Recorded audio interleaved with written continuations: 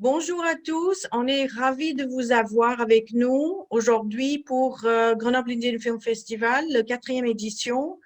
J'ai énormément de chance, un grand privilège d'avoir avec moi aujourd'hui Priti Rathi Gupta, qui est une productrice de cinéma, mais avant ça, elle est également une experte en finance, haute finance, qui a étudié à Harvard et qui a donc décidé de petit à petit se diriger vers la production de cinéma.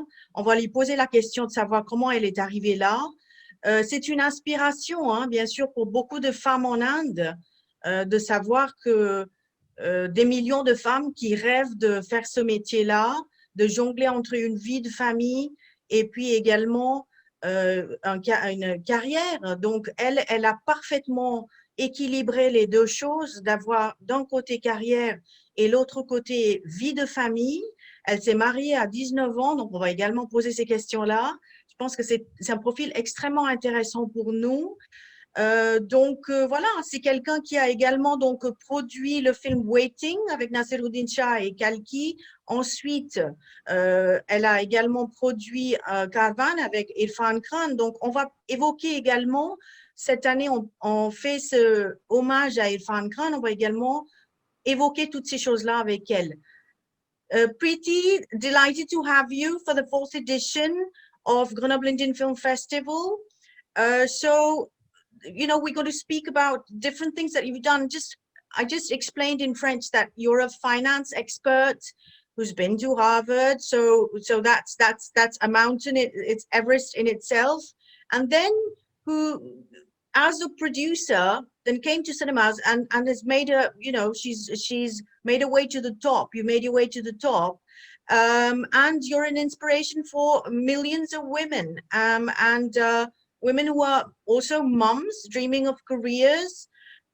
I saw your Zoom session the other day at a big conference and learned that you got married at 19. You've been juggling with, you know, such extraordinary careers all at the same time and a family life. So I just want to start with saying that you believe that women can do this. You've been the person who also sponsored our Get Me to Cannes project with Abiru, which was extraordinary. You in an hour you agreed to finance that, so thank you so much. That was a wonderful experience, and I got to meet you. And then you've produced, I mean, very, very interesting and known films that have been to big festivals with Waiting, Naseeruddin Shah, Kalki, and then Caravan with Irrfan Khan. So I'm just starting with telling all the ladies watching us, yes, this is possible. Yes, we can. And Priti is going to tell us how do you balance all this? How do you do this? Sonia, thank you for having me here. It's such a pleasure always to be in touch with you, but actually seeing you in person is even more interesting. So someday soon we'll meet in person. I think coming back to what I've done, it's very humbling when you say all of these things. I think when I look back, I really don't think that it's really something exceptional. I think as women, we are, in some way, we are, it's intrinsic nature for us to actually be multitasking. We like to multitask. We have various interests. Right now I run a financial services platform only for women, and I've spoken to close to 4,000, 5,000 women. And it is not rare at all to find or hear women who want to do so much in life, right? We know that we have these set of responsibilities, but yet we are okay to say, yes, I have the aspiration to be um, a filmmaker, I have an aspiration to be a yoga teacher, I have an aspiration, and all of it together, right? And being a mother or being a wife, etc., is just something, or that just is within you. It's not a role that you're performing. It's just there, right? So I've not found it rare for women, and I don't think I'm an exception. Um, I think I started I got married early, therefore started my career quite late. I started when I turned 30. And when I did, I think I realized I had to make up for a lot of the years that I've not done anything. Uh, and which is why I was a little greedy and I said, okay, I want to do this and I want to do this. But filmmaking for me actually, my profession is finance. Filmmaking actually happened when I lost my mother. And, I said, to me, that was a big turning point in life. And I said, I want to do something um, which is a legacy, and to me, telling a great story, putting it out there for the world to see is probably the most interactive and interesting way of creating a legacy. Also, my mother was an artist and she would always nudge me that you should do something in the arts. She made sure that I learned Indian classical singing. She would encourage me to paint. So, luckily, thanks to her, I developed an interest in the arts. And this was obviously the one logical way of getting all of this together. And interestingly, at the time that I wanted to, create a legacy, I'd also done a lot of work on creating a film fund. So I tried to understand the space a little bit. And I actually I was lucky to meet Anu Menon, who wrote and directed Waiting. And at that time, that story was just perfect because it was catharsis in a lot of ways. Because I was still dealing with my mother's loss. I was dealing with the confusion in life about, generally life and what is the meaning of life, all of that, those questions. And I think that film came as an answer.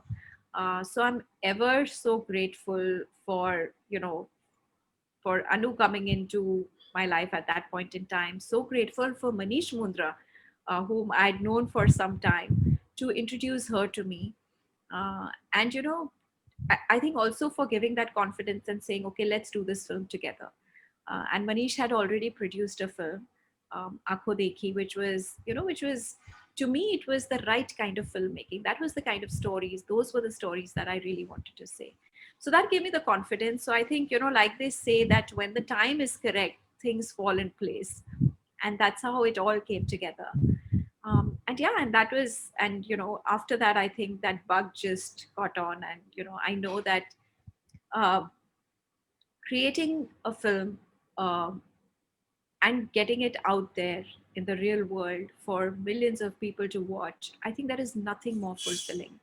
And when I've been to the festivals with Waiting, and to hear people, the response that you get, the insight, the learning, how every person views the film you have made with a certain perspective in a completely different, different viewpoint.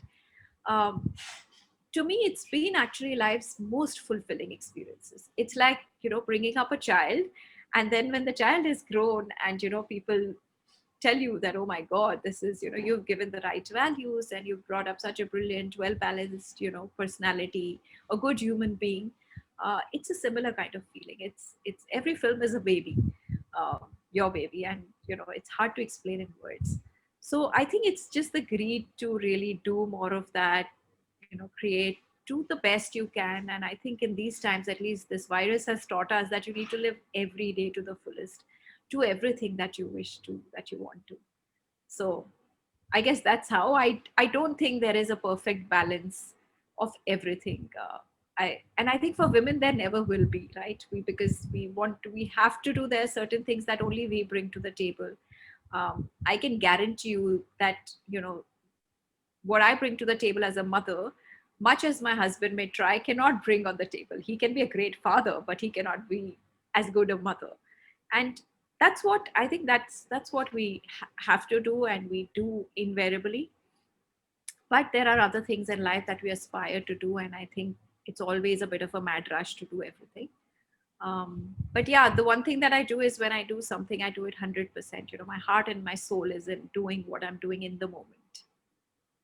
And I think that that comes across. People can see that. I think that we feel the passion for a certain type of cinema. And I'm going to insist on asking you, how would you define the films that you choose? Because see, we from France, people have a certain idea of Indian cinema. They get a certain type of film. Now, we at Grenoble Indian Film Festival are trying to tell them, well, you know what? Indian cinema is not only Bollywood. In 2003, when we created Indian cinema events in Paris, and we were, doing the Bollywood Day or the Bollywood Weekend for the releases, national releases of Kabhi Khushi Kabhi Gham, Mother India, Kalo Na Ho, Sholay. So we were introducing that Bollywood that had been set aside, because this is a country where we've got Cannes Film Festival, we've had Godard, we've had, these massive filmmakers and art films, and there's been this whole tradition. And then we have this opening to Indian cinema, and we have to redo the education on that. So today, we've got films coming out every weekend. We've got Bollywood films coming out. And we're still struggling in a way to make independent cinema, available here, when independent cinema and art house cinema are so present in France. So how would you describe you're in that category? You're part of that for me, but how would you see yourself, and do you see yourself going in other directions as well? So I think you very rightly described, to me, till I was outsider to the industry, till I wasn't really involved in making films, to me, the Hindi, the Indian films were essentially the quintessential film, which had great music, which had entertainment. And you have to, obviously, you have to agree that that caters to a large part of our population for whom the only escape is cinema. Um, and and and I think in a country as diverse as India, there's space for all kinds of cinema. Uh, what is happening over the last, maybe the last 10 years, is that now you have a certain section of the Indian audience which is exposed to world cinema. For instance, even my children, so I realized this 8 years back, that they were not going to the theaters to watch the Indian films. They wanted to watch content on Netflix because they related with it better. They thought that that made them, they wanted to watch content which was thought provoking, which left you with a lot of insight, or made you think about it, mull over it for the next many days. Um, so for me, I think that was the kind of cinema which was very, very attractive, because there wasn't enough being made, right? Also, there is a very, very small section in the Indian audience that that wants to watch cinema like this, and I'm confident that section will grow. Thanks to the OTT platforms, uh, which give you access to a lot of cinema, which typically in a theater in India, a good film will run for 2 weeks, 3 weeks. You may not have the chance to really catch it, but once it's on a platform, then it's on demand, right? So you can watch it at any point in time, and those are the kind of films that are actually very, very popular on the OTT channels. So to me, I think films which are relevant, not just today, but films that stay relevant even 10 years, 20 years down the line. I mean, look at Satyajit Ray films, right? That's the kind of filmmaking that we did, and we still do. I think our regional cinema is still very, very interesting. Some of the films there are great content, very well made. um, I kind of no longer use the word art cinema, because I just do think that a person who's making a film at the end needs to get commercially rewarded enough to want to make more films.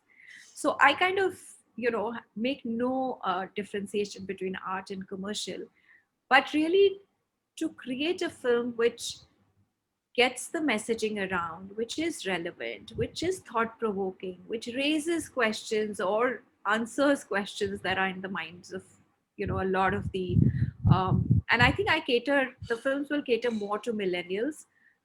They will cater more to the Gen Z, because these are the people who question, they will question why, why do you have these norms? They will question, for example, Karwa had this entire thing about a father and son relationship, right? It was about a parent and, a child relationship. So Karwa is the film with Irrfan Khan. Tell us a little bit more about this. So as you're speaking about Karwa, tell us a bit how this came about, this whole project. So actually, Karwa was supposed to be my first film, and I read through the script, and we had finalized the actors, and it was initially to be made with Rajkumar Rao back then, um, and then waiting came along, and I said no. This was something that just at that point in time had to be made, and Karwa for some reason got shelved for the time being. And it used to be called the title in use was Focus, because it kind of centered around the fact that using a camera lens, how you focus on relationships. And then when Waiting was released, we had pitched Karwa or Focus earlier to UTV as a studio to come on board. And around the same time, UTV kind of got sold to Disney. And then a lot of the, for example, Ronnie Screwvala, Sid Roy Kapoor, they all moved out. But they had heard the narration, they had heard the script. So Ronnie Screwvala, when he started RSVP from his team, they reached out and they said, we'd love the script. It was a great script and we'd love to make it with you. At that point in time, I was very busy releasing Waiting, because Waiting was my first film, and I wanted to do everything hands-on. So, right from the publicity, advertising, all of it, right? So I was very, very tied up with that. And I said, look, right now I don't have mind space, but as soon as I want to make the film, I will, reach out. And so rightly so, when Waiting, when all of that was over, then I went to Ronnie, and I said, okay, now I'm okay now to go ahead with this film. And that's how Karwa really started. And I think Ronnie brought the platform where, he created kind of that platform where then we could attract a talent like Irrfan. During Waiting, I remember we just sent a very simple mail to Naseeruddin Ji, and he said, okay, I'll do the film. But I think a platform like RSVP obviously gives you far greater reach. So we had Irrfan, we had Dulquer, who's from the South. Dulquer is a very, very famous actor in the south of India. And this was his debut Bollywood movie. We had a young girl, Mithila Palkar. So the cast was very interestingly put together. And I think that's how Karwa came together really beautifully. It was essentially, the original script was to be somewhere in the north. It was based in the north, and we kind of shifted the entire um, the kind of the destinations all around the south of India. So I constantly feel that I have some karmic connection with the south of India, because both my films were both shot in Cochin and centered around Kerala. But yeah, Karwa was, to me, that script is essentially, it gets a lot of humor. It is, there are unbelievable circumstances, but then right now, given where we are, I think it's okay to believe that unbelievable things can happen, right? And so it's got these unbelievable circumstances, but very strong dynamics, one between a parent-child relationship, how, between generations, we lose that connectivity or the understanding of what our parent may want to say or what our child needs, that understanding. And also, how between different social classes, also understanding of life differs, right? How, for example, Irrfan plays the role of a car mechanic, and how his life is part make believe, just like Bollywood, right?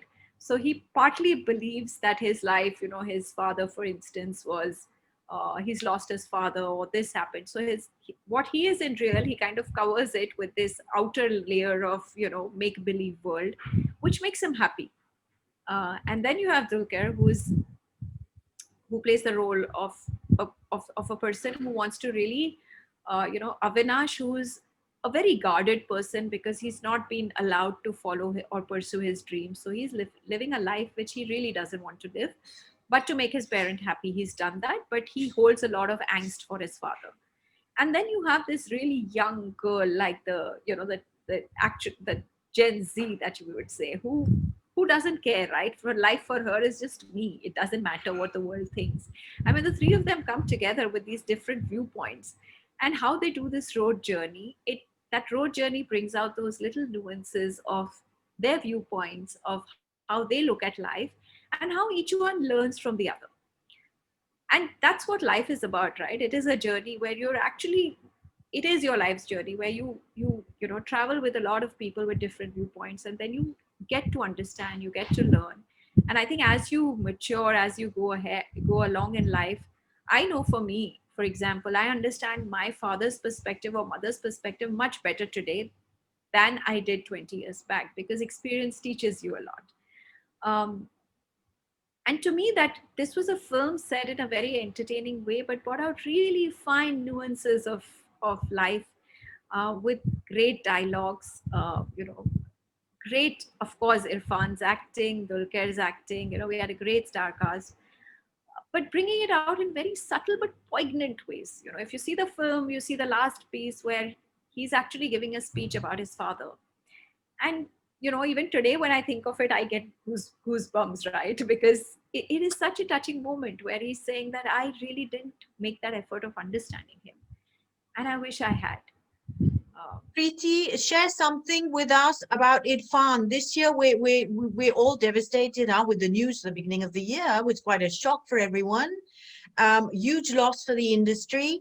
And so we decided, we did our little video clip where every year we dance and we do a little bit of something. So the whole team danced on Kuri Nu Nachne De. I mean, all of us, to just, remember him beautifully. I just met him a couple of times at Cannes. It was always, a couple of minutes, huh? So never had a proper relationship of production or on a film, but you saw all that. What amazed you when there's the Irfan we hear about, and there's the Irfan you meet, and and the Irfan you work with. What did you discover about him? So I think, one, I have to be very, I mean, it only goes to say that I think post working with him in Karma, I feel it's the biggest loss the Indian film industry has had. Um, you know, so the first time I met him was when I went along with the director and the dialogue writer to do a narration. This was in Delhi, and he was shooting there, and we did a narration for about, I think, a couple of hours. And it was interesting, even during the narration, he wasn't just sitting and listening. He was questioning. He was asking that, oh, why does this person say this? Oh, this is what. And he was kind of involved in the narration, even though it was not a script that he'd committed to. So he heard the entire narration. Um, and then next time I met him was when I went to the shoot. I think it's just protocol that producers don't overimpose on the shoot, so I was there for just a couple of days. And that's when I actually in person saw him, spend time over those 2 days. One, his dedication to the art, which we all know, right? But to see the simplicity with which he you know went on to do his scenes was just amazing. He was well prepared, but he was also in the moment, always kind of modifying, doing these last minute changes, because he felt, okay, let's do this. It was like a sense of ownership, a sense of belonging, and yet being the director's actor, uh, but constantly saying, okay, I think let's do this way. And it was really nice because there's this one shot he does in Karma where he is they've kind of gate crashed a wedding. And so in the role that he plays, a quintessential Indian, he says, I have to be wearing, I have to carry this sherwani with me because there could be a wedding in India at any point in time. So that's what I'm going to wear. So as soon as he hears a wedding, he wears his, clothes, and he comes and he's all well prepared. When he comes to the wedding, he's aghast to see, right? He comes from this very, conservative background of thinking where women have to behave in a certain way and, men have to behave in a certain way. And he comes there and he's kind of watching this. It's a wedding of, obviously two very young people, and they have friends from all over the world. So there's a pool party happening, and he's just aghast to see, the kind of complete modern view of the world where, women are in bikinis. And so he wants to look, but he doesn't want to look. And so that's what he's murmuring to himself under a tree while he's watching from far.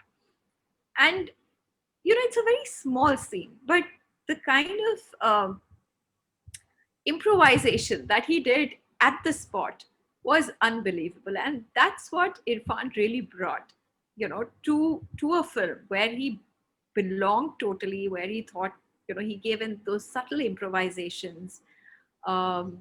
He would do nobody imagined. We couldn't have, it was not, there were little things that were not part of the script, they were not part of the dialogues, but he would just add to it, and it would just make it also that experience and richness that he brought to I guess any film that he did.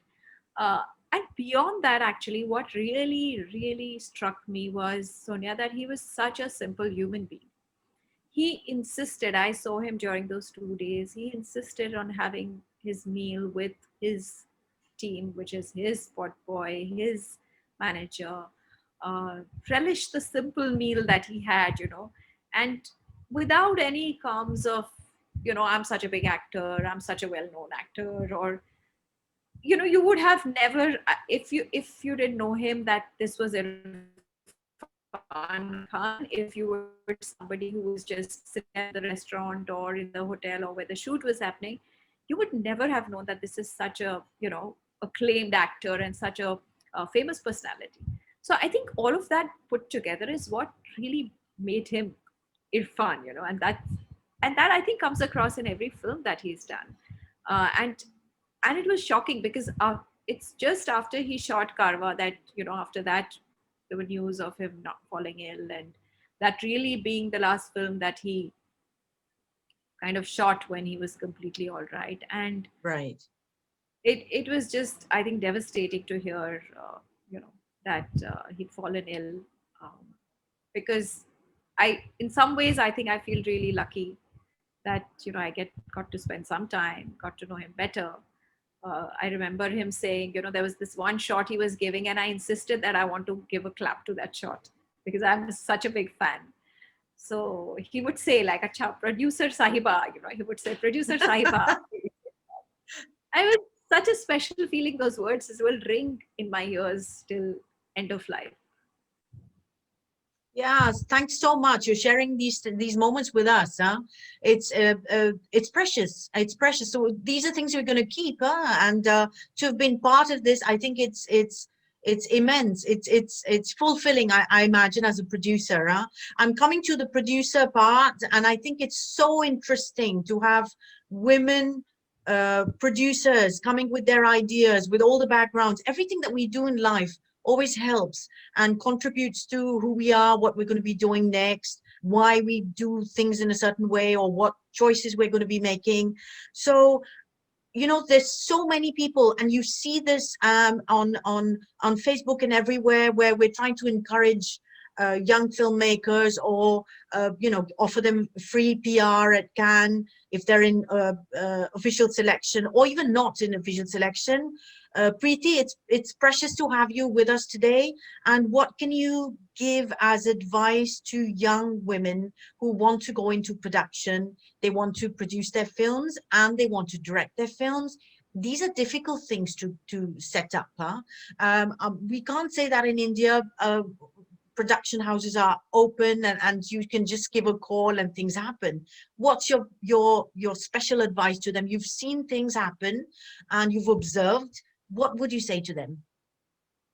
So I think India is a country which is, we are overflowing in talent. We have so much talent, right? Whether it is filmmakers, whether it is, every aspect of filmmaking, right? It is direction, it is technicians or working on the film. We have great women directors of photography, by the way. And there's just so much talent, men and women. And I think for somebody to really find the right break to get that opportunity is really, really difficult.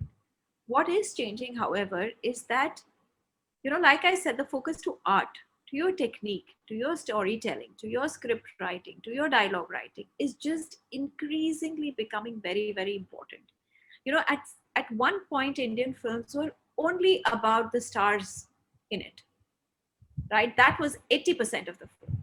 Today, that's changing. Today, every aspect of filmmaking is getting its right due. Today you'll see that script writers or dialogue writers are getting credits where they weren't. Lyricists are getting the credits where, there was not too much importance being paid. So I think that's all falling into place, and rightly so. There is, I would be wrong if I said there isn't a struggle involved. There is a struggle involved. Today it's very easy for me, who comes from a privileged place, to say, oh, it's all right, you'll struggle and you'll make it. I think 1 in 100 chances that you will.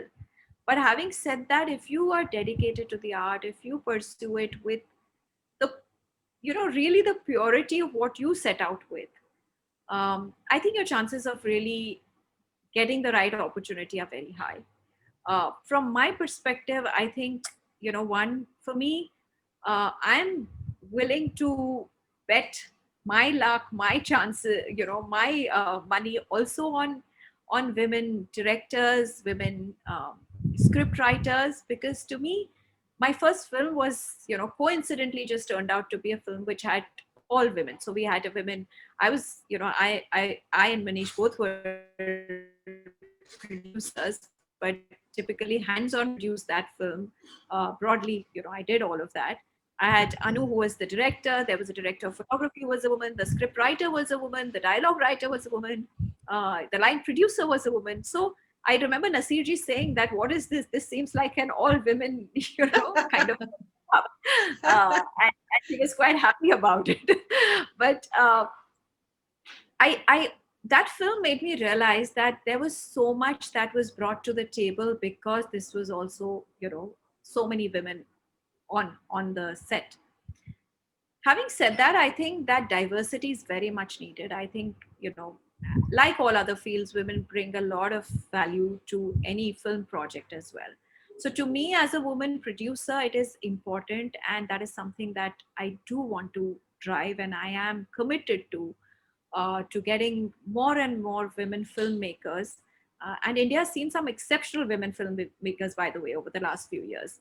And great films, right? Alankrita, there's Meghna Gulzar. There are just so many names, right?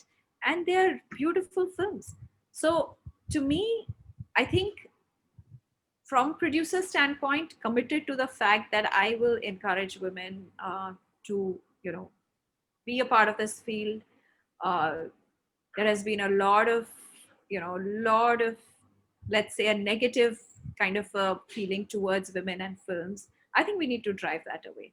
And I think the new age cinema world, which is the young technicians, the young people in the cinema world, the directors, script writers, everybody, TOPs, men or women, I think they are fine with the equality, and they like that equality, which is very, very welcoming and very positive.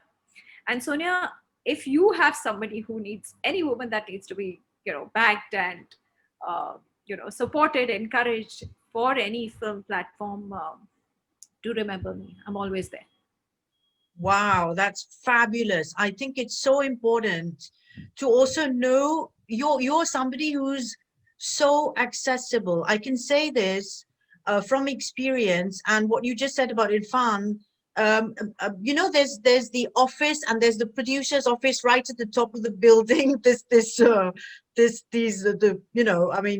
skyscraper, and nobody gets to the top to go meet them. And with you, you're so approachable. And I think it's so important that people know that you're there, the people, other producers like you, so that they feel that, yes, we have a chance, and that they don't give up. And the idea of with this crisis, with everything come to a standstill, Priti, what's the situation like, and what do you feel what's going to change according to you? What are you seeing right now? So I think COVID has been in a lot of ways a complete game changer for all industries, right? Not just films, but more so on films. I think it has given us a lot of chance to introspect. It has given us chance to, like they say, stop that race of running and sit down in one place and gather our thoughts and say, going forward, what do we want to do? I think, at least from the Indian film industry perspective, what I see is that there is a lot of focus now on very, very rich content. So, and I think the changing face of Indian cinema is, I mean, COVID has been a catalyst for that, right? So we've seen great content come out during the COVID times. I mean, there is, you are spoiled for choice of what you want to see, right? Even within the Indian content, of course, you are now have the world cinema and world content, at the click of a button. But particularly Indian content, there's so much of diversity that has come, right from the quintessential Bollywood feel films to great web series to great, films which are very, very content rich. Um, I mean, I can't even begin to say the kind of number of, you know, uh, uh, like films or content that I've watched over the last 5 months. And I think once it's like getting addicted to something, it's like tasting blood, then you want to see more and more of that content. And I think what's happened across the board is, one, I think a lot of attention in the Indian industry on content, and also actors which are very, very talented but didn't get their place in the sun are shining right now. And I think that is a lot of encouragement to actors out there who have the talent, and who were earlier kind of disappointed that the industry belongs to only these many actors. So the world has opened wide. Uh, Also, I think what's changing in the Indian film industry is that the entire concept of filmmaking to even distribution to exhibition, how do you watch films, all of that is changing. So I see a lot of disruption there. I've already in the last, I think, 2 months spoken to many people in the industry who are looking at how do we disrupt this model, how do we make sure that films, every film is watched by or gets to reach even the interiors and smaller parts of India, which earlier, because of limitation of theaters, was not able to reach. India, I think data is going to be a big game changer. The way, our cheap data, your accessibility to be able to view hours of content at almost zero cost, I think will aid that. So I see a complete, I mean, if you're going to compare the industry, say next year, to what it was 5 years back, you will see like we've done the entire 360-degree, kind of a turn. And I think there is space for all kinds of cinema. I'm not anti any sort of, I love my Bollywood films as well. Okay, I love to watch, occasionally go and watch the films which have my beautiful songs and dancing and dressing up. But there is also space for you know those um, those hours where you watch content which you feel that is, that has enriched you in a lot of ways. And I think the industry has changed, the world has changed, cinema in India particularly has changed, and I think there are exciting times ahead. And I am so glad to be the part, and want to be a greater part of it as we go along, because I think that's where I fit in better. So it's a very positive message that you're giving. So people who are going to see this, I feel it's so important that we give out these positive messages despite what's happening, despite the situation. We will obviously get out of this sooner or later. And people have to keep working. They have to keep writing. They have to keep busy, imagining things, because this is what they love and this is their passion. So that's so important. Priti, give us your two latest short films. Tell us a little bit about this. What films are these and where are they? So both these films right now are on Eros Now platform. And these are two very short films on, one film is a beautiful film. It's called Soul Sathi, or another word for soulmate. And it's about this woman really searching for the ideal, you know, ideal life partner. And she has that inner soul voice, right? Which says that, it's kind of um, the dichotomy of, when we look at a life partner, we are essentially meeting them only for a few hours. At least in India, that's what the traditional Indian matchmaking is about. You'd meet a person for a few hours, and it would be essentially all around your physical being. How do you look, what do you broadly think about life, but it's not really knowing the person inside. And this girl has this conflict within. So it's a very nice sweet film with an actor called Adah Sharma, who is multi-talented. She's a packet of talent, and she brings a lot of effervescence in the film. Um, so that's one film, and the other film is by a woman director called Anushri, and she's this is her first film, the first film that she's directed and released. And it's about this, it's a thriller based around a confession room where a murder has happened, and they are trying to find out who the murderer is. It has a great bunch of actors. They are all largely actors who are very famous on television in India, as well as a few who do a lot of theater. So it's a great bunch of talent in there, all fit into a room. And that one is slightly longer. It's 25 minutes, but it's an interesting, kind of a thriller. So both different genres, but both very interesting films. Soul Sati is one of my favorite short films because it echoes how I feel about life. It's got that little romance in it, which I think should always accompany us through life wherever we go. So that's super interesting. Give me a line, give me a scoop. I'm joking. It's difficult to have information. I know producers keeping their info preciously. Is there anything you can say to us about your future projects coming up? A feature that you're working on? Anything that you can? Yeah. So I'm working on now some interesting features, which actually are film which cross boundaries. So we want to take it international, um, probably make it an English language film, but they are quintessential Indian stories, um, but stories that need to be told out there. So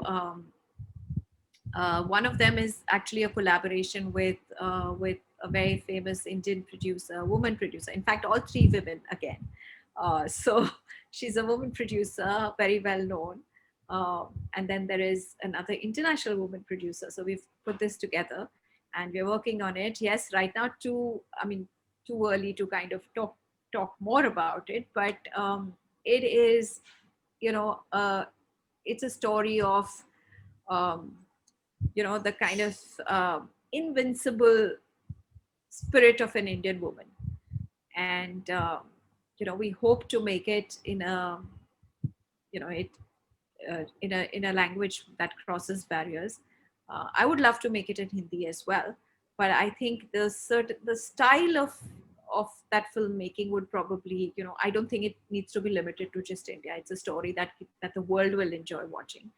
And the other one is more around environment and protection of environment, which I think is a very important messaging, a very important, all of us talk about it, but how many of us really live it? And it's the story of these two young boys who've really lived it. And that's the other story, again set in India, very very raw Indianness in it. And then there are a couple of projects which are one of them uh, is a very interesting story about an Indian household and how they kind of treat their men and women differently, and the dynamics of a joint family. So that's a bit that has a little bit of, again, humor. It's in the space of Karwa, uh, but very interesting. Again, powerful women characters in it. So as you see, I think my leaning is towards saying that, let's make films that have, that show the spirit of a strong woman, so, and it's not by design, it's something that I think I invariably like, I kind of tilt towards. So it's interesting for us to know, hoping that and crossing our fingers that you're going to be with us soon in the near future. We're just our 4th edition, but we're really hoping that we have you, because for us it's a privilege to have filmmakers, producers who are open to experimenting with cinema, who are curious about what they're doing, passionate about what they're doing, but who want to push these borders and go further, explore. So for us, it's super important to have that, show that, bring that to the French audience, who say, "Oh, well, I never imagined this could come out of India," and we have that reaction in our, in the films that we're bringing. We have, things from Robayat Hussain. We've had obviously Anurag Kashyap in our little city in the French Alps.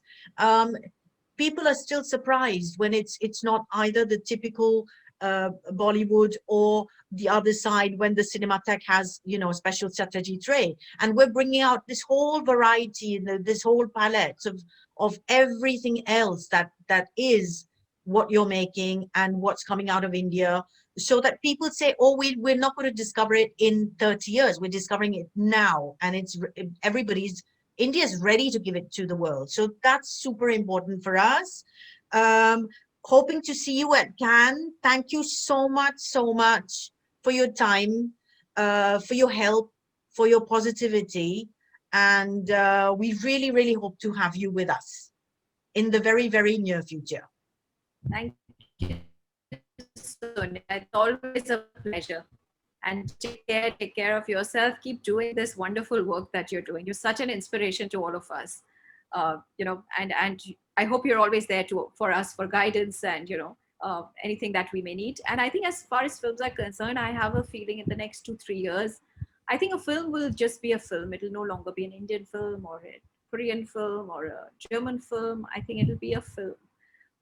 And I hope we reach that place very soon where. And Priti, just for you, this is important that you just said that, because with Parasites, Korean film, best director, Oscar, I mean, the sky's the limit. And we're feeling that, okay, well, things are possible, right? We had Sir at Cannes, we had Monto at Cannes. So that is another step, right? So are you looking forward to that?